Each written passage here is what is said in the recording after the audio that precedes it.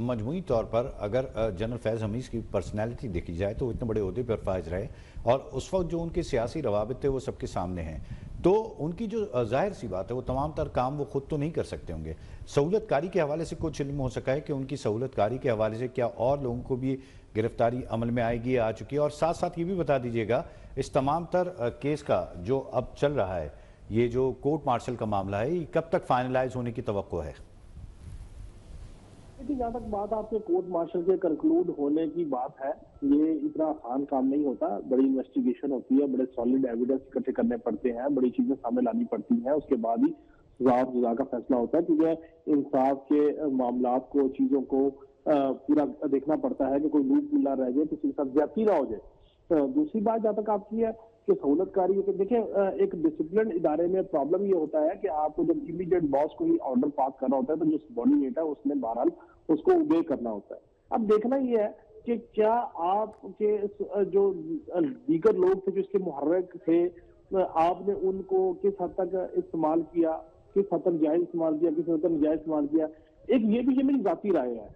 इसमें ये भी इम्कान है कि जिन लोगों को इस्तेमाल करके उस वक्त अपने ओहदे का इस्तेमाल करते हुए फैज हमीद साहब ने लोगों को इस्तेमाल किया, लोगों से इलीगल एक्टिविटी करवाई, लोगों को नुकसान पहुंचाने की एक्टिविटी कराई, जो एक्टिविटी इन्होंने करवाई होगी, हो सकता है कि उनमें से बहुत सारे लोग जो है वो वादा माफुआ बन चुके हो सकता है उनमें से बहुत सारे लोगों ने जो है वो एविडेंस दिए हो कि जी हम उस वक्त मजबूर थे कि उस वक्त के हमारे जो इमीडिएट बॉस थे उन्होंने हमसे ये काम करवाए।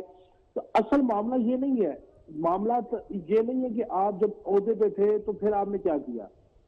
मामला ये है कि आप जब ओहदे से सुबुकदोश हो गए तो क्या उसके बाद भी आपने अपनी इन्वॉल्वमेंट जारी रखी? क्या उसके बाद भी आपने इदारों के ऊपर जो बलवा हुआ 9 मई का, क्या उसमें आपने सहूलतकारी की? क्या उसके बाद भी आप जो है स्ट्रेटेजिक पोजीशन पे रहे? क्या उसके बाद भी आप चीजों को मैनेज और मनूवर करते रहे? क्यों? असल मामला ये है, 2-11-5 है कि आपने एक तो मुल्क के तहफ़्फ़ुज़ के लिए, मुल्क की बेहतरी के लिए, मुल्क की हिफाजत के लिए आपने इकदाम उठाए, वेल एंड गुड, शाबाश है, उसके ऊपर कोई बात नहीं कर रहा। लेकिन अगर आपने एक एक्स DGISI होते हुए, आपने एक रिटायर्ड जनरल के होते हुए, आपने अगर मुल्क के अंदर इंतशार को बढ़ावा दिया, पुरतशद्दुद वाक़यात को बढ़ावा दिया, आपने सियासी गिरोह की पुष्टपनाही की, आपने सियासी गिरोह के साथ मिलकर जो है वो डिस्टेबलाइजेशन की कोशिश की, तो ये एक ऐसा क्राइम है कि अगर हम ये कहते हैं कि 9 मई में काम के खिलाफ चलने वाले सियासी गिरोह जो है या सियासी जमात के जो लोग हैं उन्होंने मुल्क के इदारों पे अटैक किया, बगावत की, मुल्क और फौज, अवाम और फौज को लड़ाने की कोशिश की, एक बड़ी नाकाबिले बर्दाश्त अमल है।